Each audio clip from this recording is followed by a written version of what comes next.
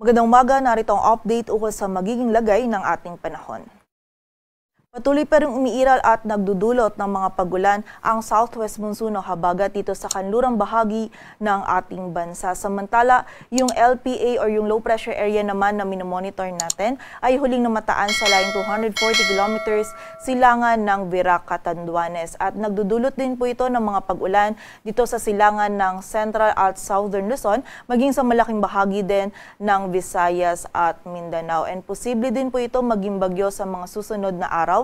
And ayon sa ating latest analysis, kapag ito ay naging isang ganap na bagyo, ay hindi po ito or maaari itong hindi tumama or maglandfall sa anumang bahagi ng ating bansa. Ngunit palalakasin nito yung habagat, kung saan itong habagat at yung LPA yung patuloy po na magdudulot ng mga pag-ulan sa malaking bahagi ng Central at Southern Luzon, maging dito din sa bahagi ng Visayas at Mindanao ngayon maging hanggang sa mga susunod na araw. Kaya doble ingat po para sa ating mga kababayan, paghahanda at pagiging alerto sa banta ng mga pagbaha at pagguho ng lupa.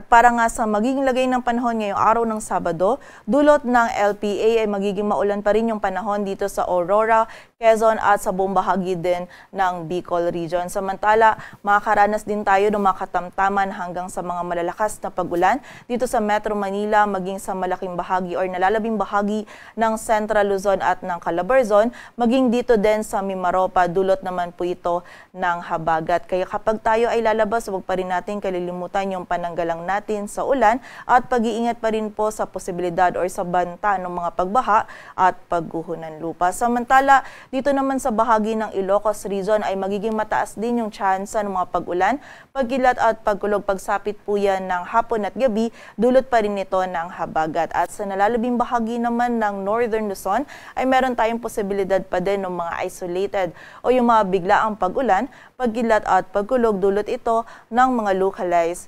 thunderstorms. Agwat ng temperatura dito sa Metro Manila ay mula 25 to 32 degrees Celsius.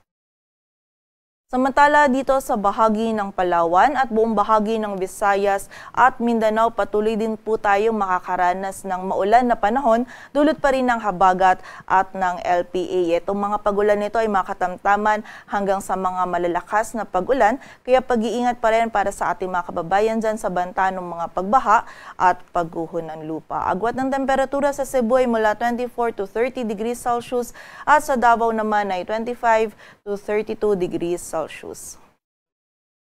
At dahil nga patuloy po yung mga pagulan na ating mararanasan hanggang next week, ay meron po tayong pinalabas na weather advisory kung saan 50 to 100 millimeters of rainfall yung during the 24-hour duration yung posible po nating maranasan ngayong araw dito sa Palawan, maging sa Occidental Mindoro, Batangas, Quezon, buong bahagi ng Bicol Region, Northern Samar, Eastern Samar, maging sa Antique, Iloilo, Guimaras, Negros Occidental, Negros Oriental at Zamboanga del Norte. Samantala, bukas naman po ay magiging mas malawak pa yung mga pagulan na ating mararanasan kung saan posibleng may 100 to 200 millimeters of rainfall during the 24-hour duration ang posibleng maranasan dito sa Palawan at sa Occidental Mindoro. Samantala, 50 to 100 millimeters naman sa Zambales, Bataan, Cavite, Batangas, Quezon, buong bahagi pa din ng Bicol Region, Northern Samar, maging dito sa Antique,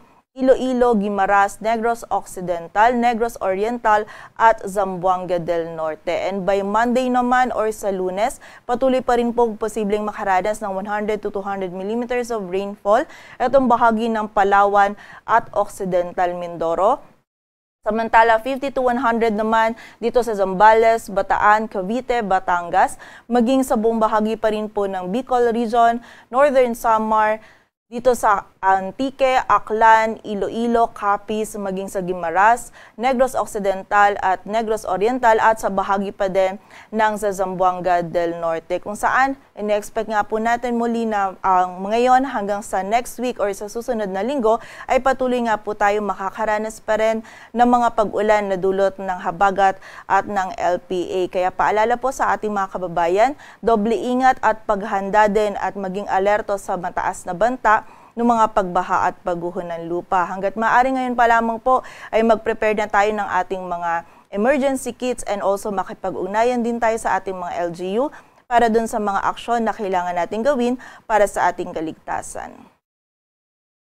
Samantala sa lagay naman po ng dagat baybayin ng ating bansa, wala tayong nakataas na gale warning, kaya malaya makapalaot yung mga kababayan nating mga isda, pati na rin may mga maliliit na sasakyang pandagat. But possible po next week ay mayroon tayong itaas na gale warning dito sa may silangan po ng Southern Luzon, maging dito din sa silangan ng Luzon. Dulot po ito ng habagat at ng LPA or ng potential po na bagyo na posible po, or ng LPA po na posibleng maging isang bagyo. But posible pa po itong magbago, kaya continuous monitoring tayo and patuloy na magantabi sa updates na ipapalabas ng Pag-asa.